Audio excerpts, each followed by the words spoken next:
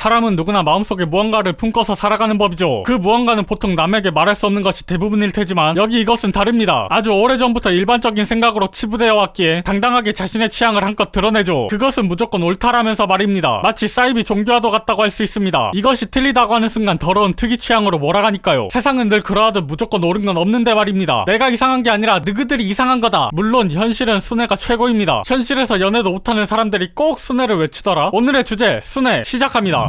순애 보는 것만으로도 심심합니다. 물론 이렇게 바꾼다면 다르겠지만 머릿속에서 처음과 끝이 전부 그려지고 자신만의 이야기가 자연스럽게 떠오를 겁니다. 불쾌함이라곤 하나도 없을 것이며 생각하는 것만으로도 미소가 지어질 테지만 거기까지 곧 생각을 멈추게 됩니다. 정석적인 순애는 한정적이며 너무나도 쉽게 질리니까요. 그게 아니라 사랑을 못... 이 단점을 채우고자 대리만족의 다양한 요소를 넣음으로써 현대의 순애는 과거의 순애와는 다른 형태를 띠고 있다고 할 수 있겠으나 큰 틀은 동일합니다. 주인공이라 부각된 인물들이 이어져야 한다. 거부감이 없어야 한다. 위기는 있으나 꺾이면 안 된다. 등등. 첫 번째의 경우 당연한 것이지만 문제가 되는 건 두 번째. 사람마다 기준이 다르기 때문에 말이 나올 수밖에 없습니다. 누군가는 펄이도 순애일 테고 NTR도 순애라 말할 수 있으며 동성끼리의 사랑도 순애라 말할 수 있죠. 하지만 아시다시피 이것들은 순애로서 말도 꺼내지 못하는데 사람은 자신에게 부족한 것을 찾는 법이며 가지지 못한 것을 갖고 싶어하고 경험하지 못한 것을 경험하고 싶어합니다. 그러다 위와 같은 것을 못하게 되면 대체제를 찾기 마련이죠. 그런 점에서 순애는 병이라고 할 수 있습니다. 순애란 건 결국 순수한 사랑, 즉 이성과의 사랑 그 자체를 뜻하는 것이라고 할 수 있죠. 하지만 이것을 맹목적으로 찾고 그 외의 것을 부정한다는 건 바로 사랑이 부족하기 때문이라고 할 수 있겠습니다. 순애를 병적으로 집착한다는 건 현실에서 사랑은커녕 이성과 말을 나누지 못했을 가능성이 높으며 애정결핍의 현상이 자유로운 커뮤니티를 통해 나타난 것이죠. 공격적인 건 덤이고요. 다시 말해 순애에 집착하지 않고 그들이 배척하는 취향을 가지고 있다는 건 현실에서 사랑을 경험한 상태다 라고 할 수 있겠습니다. 전 세계적으로 네토라레가 인기가 많은 이유도 간단해지죠. 현실에서 하기 힘든 것이니까 대리만족의 형태로 느끼는 것이죠. 순애를 찾는다는 건 순애를 통해 대리만족을 한다는 소리이니 더더욱 애정결핍이라고 말할 수 있겠습니다. 그런 사람들이 커뮤니티에 모여서 힘을 합치니 다른 형태의 사랑을 하는 사람들을 안 이롭게 보는 것이죠. 그렇게라도 하지 않으면 현실이 너무나도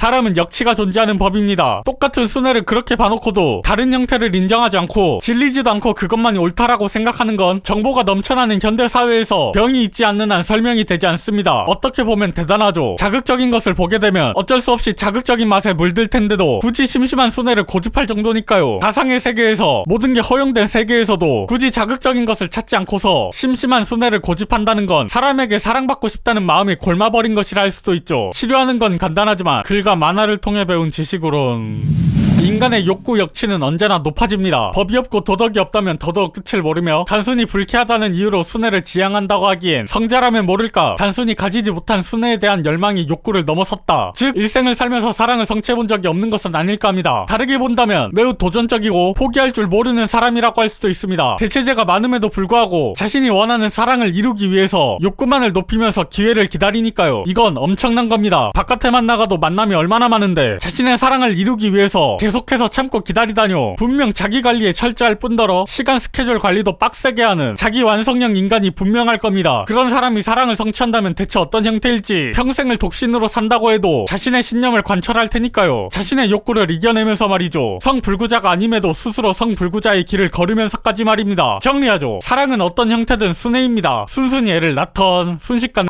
정을 하던 분명한 사랑이 존재하니 말이죠. 이 들 말고 그렇게 순애는 병이라고 할 수 있습니다. 자신이 원하는 형태가 아닌 이상 절대로 인정하지 않으니까요. 그런데 주인공이 히로인 뺏는 건 좋아하던데 왜 네토라레는 싫어하는 걸까요? 펄이는 그렇다 쳐도 네토라레의 주인공은 딱히 몰입될 여지도 없는데 말이죠. 멍청하게 여자를 뺏기는 사람에게 몰입되는 사람은 존재할 리 없는데 도대체 싫어하는 이유가 뭘까요? 히로인을 빼앗는 능력남에 몰입하면 모를까? 그렇다고 능력남이 아니라 대머리 아저씨나 뚱뚱한 사람으로 바꿔도 싫어하던데 순애라는 병은 불치병과도 같습니다. 분명한 치료약이 존재함에도 불구하고 환자들은 치료되기를 거부하죠. 그렇다고 대체제를 찾지도 않으면서 자신의 욕구를 참아내기까지 하면서 순애병에서 헤어나오지 않습니다. 하루하루가 힘들다고 하면서도 절대로 치료할 생각은 하지 않죠. 마치 고행을 하는 것처럼. 깨달음이라도 얻으려고 하는 걸까요? 넘쳐나는 정보화 시대에서 자극적인 것에 물들지 않으면서 얻을 수 있는 깨달음이라도 있는 걸까요? 새로운 스님의 형태로서 그게 아니라면 무엇이 그들을 이렇게까지 만든 건지, 왜 치료하지 않는지 이해되지 않는 지금, 치료되기는커녕 불치병 환자가 더더욱 늘어나고 있는 현재, 부럽다고 말하면서 동시에 적대적이기까지 한 그들은 무엇을 원하는 걸까요? 만약 깨달음을 얻는다면 그들은 어떤 형태로 나타나게 될까요? 이상으로 역치를 아득하게 넘어버려 돌이킬 수 없는 강을 건넌 것 같은 괴담이었습니다.